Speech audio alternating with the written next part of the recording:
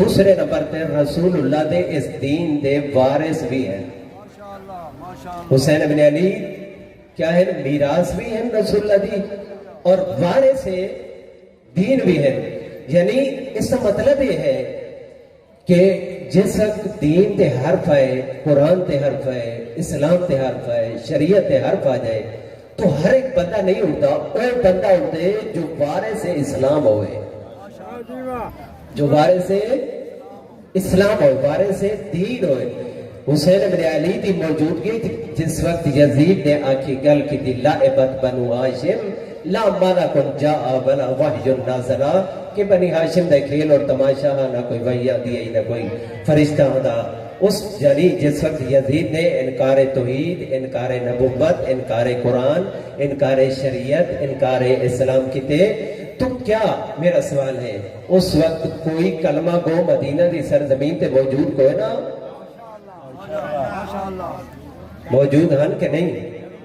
یعنی اگر کلمہ گو موجود ہن، لا الہ الا اللہ پڑھن والے موجود ہن، محمد رسول اللہ پڑھن والے موجود ہن، کلمہ گو پڑھن والے موجود ہن، کلمہ گو موجود ہن، قرآن کو سینے ڈالنے والے موجود ہن، تو پھر وہ اٹھے کیوں نہیں؟ حسین ابن علی کھڑے کیوں ہو گئے؟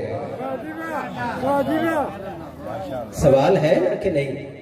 باقی کیوں خاموش رہے اور حسین ابن علی کیوں بولے اور فرمایا انکان دین محمد لم یستقم اللہ بقتل فیا سیوف قزینی.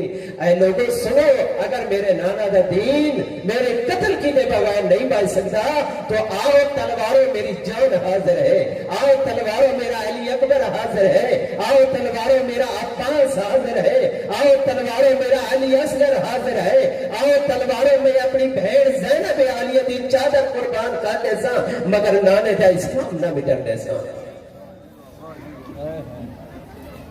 حسین ابن علی اس واسطے اٹھے کیونکہ حسین ابن علی میراث رسول بھی ہیں اور وارث رسول بھی ہیں، میراث بھی ہیں، وارث بھی ہیں. یعنی قرآن دے بھی وارث ہیں، دین دے بھی وارث ہیں، شریعت دے بھی وارث ہیں، اسلام دے بھی وارث ہیں، وحی الہی دے بھی وارث ہیں. اور وارث ہیں تو بھی رسول اللہ دی اس نواسے نے مدینہ دی سرزمین پہ کھڑے ہو کے لوگوں دے سامنے اور فرمایا کہ لوگوں گل سنو تہاڈے چ کوئی وارث نہیں ہے، وحی الہی میرے گھر نازل ہوئی ہے، قرآن میرے گھر نازل ہوئے، اس رسول اللہ دے گھر میں پروان چڑھا، رسول اللہ دی گود میں پروان چڑھا، یہ دین سارے گھر